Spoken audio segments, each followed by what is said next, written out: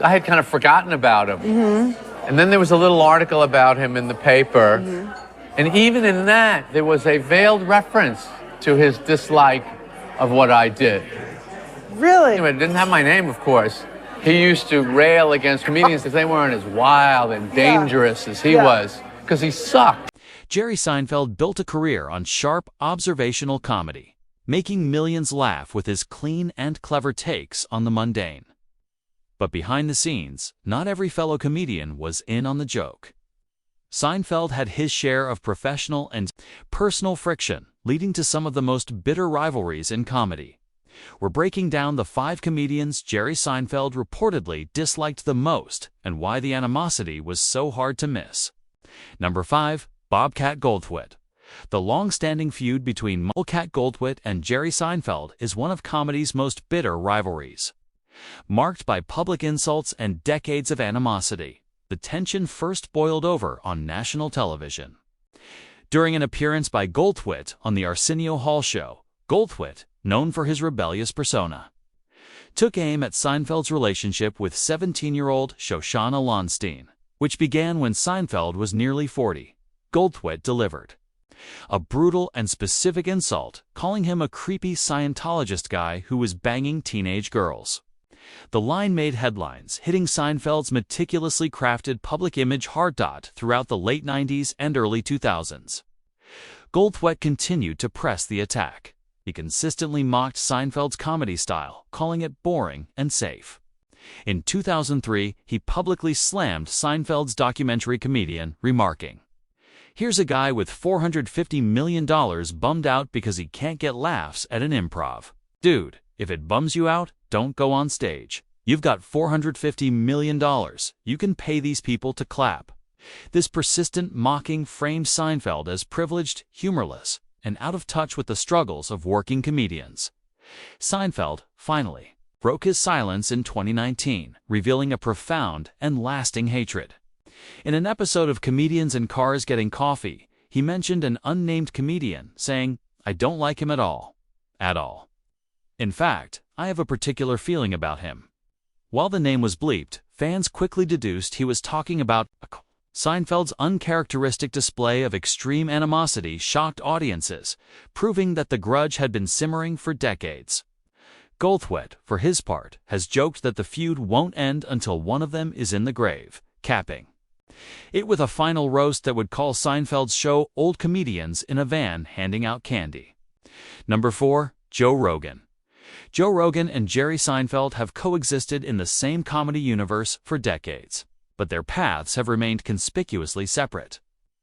Despite both rising through the stand-up scene and becoming prominent voices in their respective formats, they've never appeared together on stage, on air, or even in casual media. The distance between them became impossible to ignore in 2024, when Seinfeld appeared on Bill Maher's podcast, Club Random. During the conversation, Maher compared Rogan to legendary broadcaster Larry King. Seinfeld's non-reaction was all anyone needed to see. He made a brief gesture, raising his hand slightly to dismiss the topic without any verbal acknowledgement. This subtle dismissal was widely interpreted as Seinfeld's deliberate avoidance of validating Rogan's influence or style. The silence between the two men had been noticed long before that moment. Rogan was never featured on Comedians in Cars Getting Coffee, despite his background and well-known car enthusiasm making him a natural guest. Likewise, Seinfeld has never joined the Joe Rogan Experience, a platform that has hosted comedians from all corners of the industry. The quiet rift between them may trace back to an accusation Rogan made years earlier. Rogan claimed that the Seinfeld episode The Muffin Tops had borrowed its entire premise from a stand-up routine by his friend, comedian Kevin James. The episode, which aired in 1997, centered on the idea that people only enjoy the top part of a Mufana bit, Rogan claimed James had been doing in clubs for years.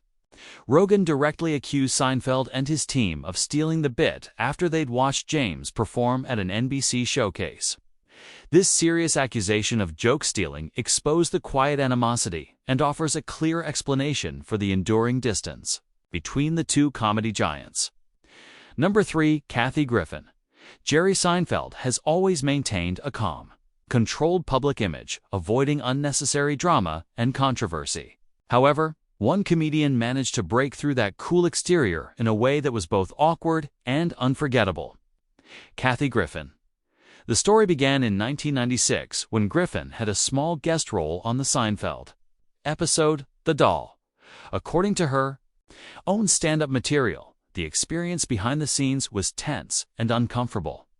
Griffin claimed that Seinfeld was cold and dismissive toward her, a sentiment she later turned into a comedy bit where she called him a dick. Instead of ignoring her comments, Seinfeld made an unusual move. He reportedly played a clip of Griffin's stand up for a live audience at a Seinfeld taping. But he didn't stop there. In a stunningly direct response, Griffin returned to the show in Season 9 for a role that was a direct parody of their real-life tension. She played Sally Weaver, a struggling actress who writes a one-woman show called Jerry Seinfeld is the Devil. The episode openly mocked Griffin's real complaints, with her character accusing Jerry of being arrogant, dismissive, and full of himself, lines clearly based on her previous comments. The script was widely seen as a direct jab, and Griffin later confirmed that Seinfeld treated her coldly on and off screen. By turning their personal friction into a plotline, Seinfeld made it clear that he had a major issue with Griffin and wasn't afraid to use his show to air the dispute. Among all comedians, Kathy Griffin stands out as someone Jerry Seinfeld clearly disliked, a feeling he not only acknowledged but immortalized on television. Number 2, Johnny Carson. Johnny Carson, the king of late-night TV, was the host every comedian wanted to impress. For years, getting on The Tonight Show was the ultimate break in comedy. But not everyone admired him, especially Jerry Seinfeld. First, Jerry respected Carson just like any other comedian, acknowledging his immense power and influence. However, over time, Jerry's view began to shift. He started to notice that Carson wasn't particularly warm to newer comics. He didn't go out of his way to support or guide them and often came across as cold, distant, and uninterested in helping others rise to their full potential. What truly changed things for Jerry was a quiet pattern he believed Carson had of borrowing material from lesser-known comedians. He felt Carson would take bits, jokes, or ideas from their acts and use them on his show without giving any credit. To Seinfeld, this was a serious line to cross. Comedy was built on honesty, originality, and hard work. And taking someone else's ideas without asking showed a profound lack of respect for the craft. While Jerry didn't talk about this publicly, while Carson was alive, he made his feelings clear in later interviews.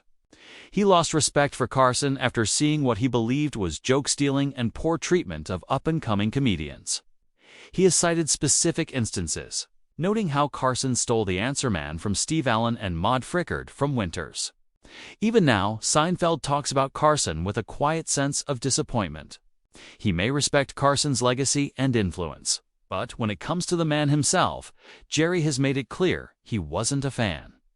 Number 1, Andrew Schultz. Andrew Schultz, a sharp-tongued comedian known for his unfiltered opinions, had strong feelings about comedy's elite long before he was a major name. At the top of his criticism was Jerry Seinfeld. The animosity between the two began years ago with an uncomfortable moment at a comedy club. After finishing a set, Schultz saw Seinfeld in the audience had walked up to thank him. Instead of replying, Seinfeld simply looked at him and then turned away without saying a word. That cold reaction stayed with Schultz, who often brought it up as an example of how disconnected Seinfeld seemed from younger comics. As Schultz's star rose, his shots at Seinfeld became sharper and more frequent. He took issue with Seinfeld's humor, calling it lifeless, emotionless, and easy. To Schultz, Seinfeld's act felt more like reciting lines than delivering stand-up. He also took aim at the kind of humor Seinfeld represented, which he felt was overly safe and lacked real emotional punch. For a period, Schultz was relentless in his criticism, repeatedly suggesting he could write a Seinfeld-style bit in a couple days. His animosity was so palpable that it became a running theme in his early stand-up and podcast appearances. Later, Schultz's tone started to shift, and he acknowledged that he might have judged Seinfeld too harshly. But even then, he hinted that the strange, cold moment between them had never fully left his mind. While Seinfeld has never publicly replied to any of it, the story revealed a clear dislike from Schultz, who, for a time, truly disliked Seinfeld's work and possibly the man himself. After decades in the spotlight, Jerry Seinfeld's legacy is secure. He's a billionaire comedian who changed the face of television and stand-up. Yet, as these stories show, his career wasn't built in a vacuum of universal admiration.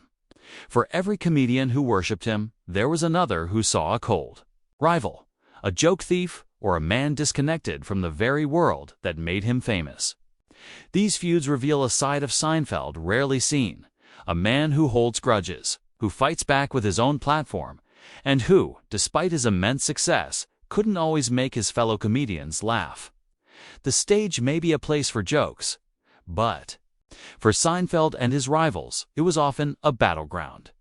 If you enjoyed this deep dive, be sure to like, share, and subscribe for more stories from the world of comedy.